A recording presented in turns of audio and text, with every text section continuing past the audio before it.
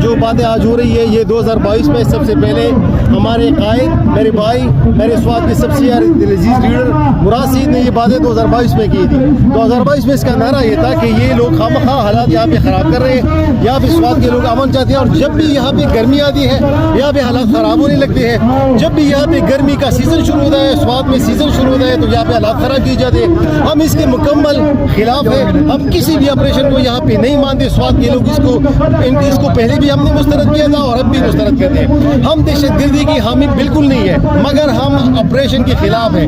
हमने पहली भी कुर्बानियाँ दी है। 2007 में अगर आपको याद हो तो हमारी लाशें उठी, हमारे लोग बेघर हुए, हमारी माँ बहनों जो है वो बेघर हुई। अब दोबारा यहाँ पे ये होने जा रहा है जिसकी हम मुकम्मल खिलाफ है। हम स्वाद के लोग इस बात ये सारे जवाब लिख रहे हैं। ये PTI के लोग नहीं है, ये PTM के लोग नहीं है, ये MP के लोग नहीं है, ये सारे जितनी भी पार्टियां हैं स्वाद में, किसी भी पार्टी का लोगों से